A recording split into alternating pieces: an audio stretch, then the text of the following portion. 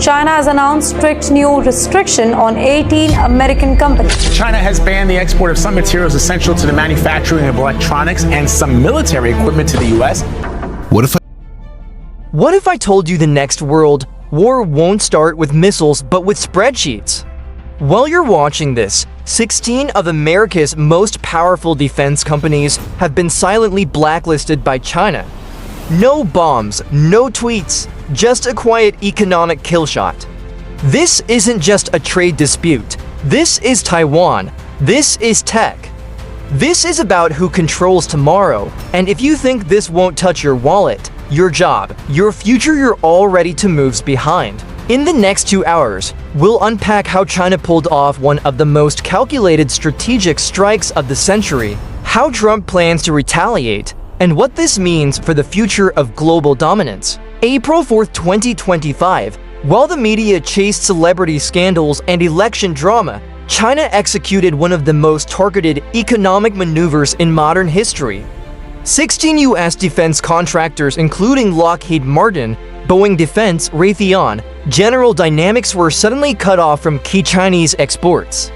Rare earths, electronics, components vital for military and aerospace systems, gone, no notice, no negotiations, just a list and silence. This wasn't retaliation, it was calibration. China wasn't lashing out, it was waiting, watching, learning. And when the time was right, it pulled a single thread and 16 pillars of American dominance began to shake. These weren't just any companies, these were the nerve centers of US projection power. Companies embedded in pension funds, defense budgets, and the American identity. Think about that, your 401k? Your retirement portfolio, it might depend on these firms. Now imagine them bleeding billions overnight. That's what happens when economic war replaces bullets with supply chains. It gets deeper. The blacklist didn't just target known players. It quietly included key subcontractors, the parts manufacturers, logistics handlers, and embedded AI startups working with the Pentagon. With one list, China severed dozens of connections, rippling through the digital nervous system of US defense. This didn't start in 2025. The first moves were made in 2018, tariffs, sanctions, TikTok, Huawei, semiconductor chokeholds.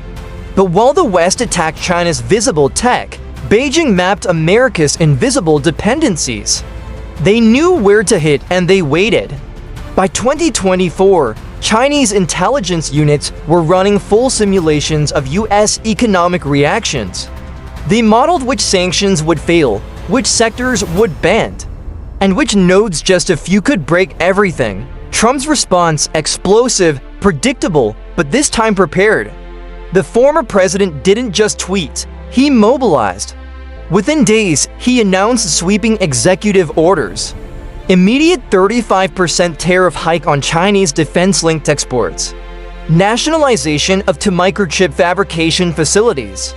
$600 billion reshore America infrastructure stimulus.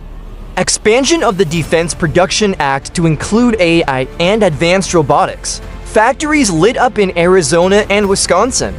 Intel, Nvidia, and AMD received record-breaking government subsidies.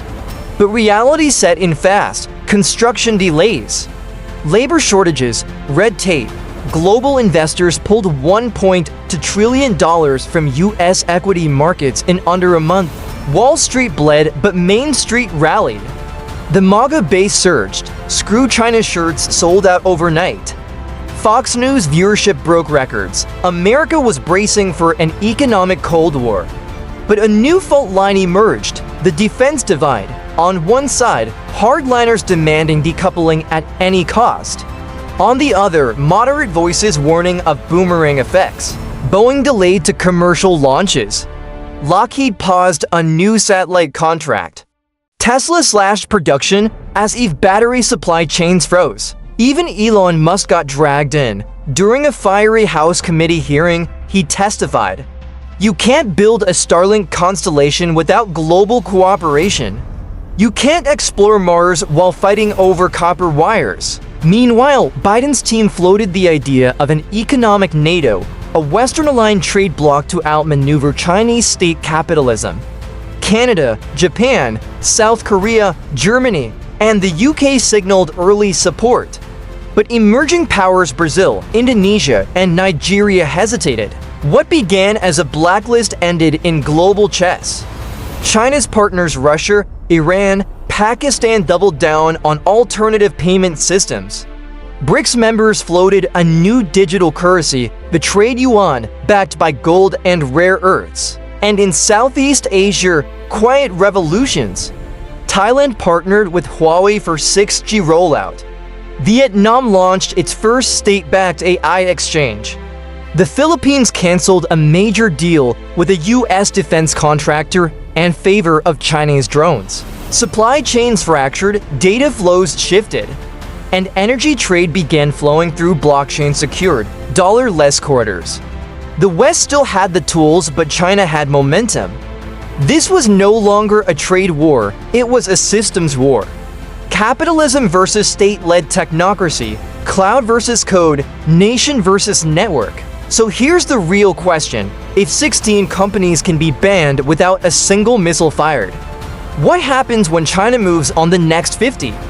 The future isn't declared, it's designed, and right now. The blueprints are written in Mandarin, but before we end, ask yourself what's next. What happens when the blacklists expand to agriculture, pharmaceuticals, cloud infrastructure, or even the entertainment industry? What if China bans US biotech firms, or cuts Hollywood from its box office dominance? What if cloud storage giants like Amazon or Microsoft find themselves unable to operate in Asia altogether? Because this isn't just a war of companies. This is a war of influence, media, money, and control. And as the lines between military, technology, and culture blur, one thing becomes terrifyingly clear: the battlefield is everywhere. Every time you stream a movie, trade crypto, order a gadget, or even drive your EV in the middle of it. Every screen, every chip, every transaction is now a proxy in this global power game. So don't just stay informed, stay engaged.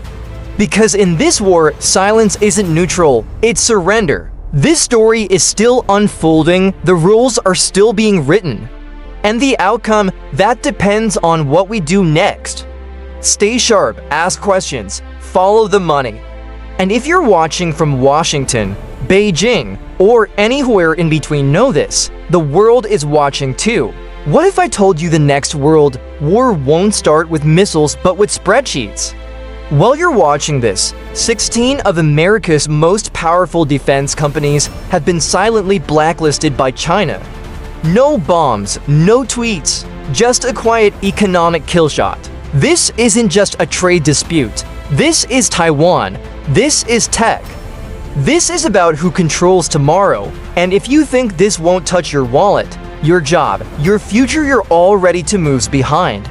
In the next 2 hours, we'll unpack how China pulled off one of the most calculated strategic strikes of the century, how Trump plans to retaliate, and what this means for the future of global dominance. So here's the real question: if 16 companies can be banned without a single missile fired, what happens when China moves on the next 50?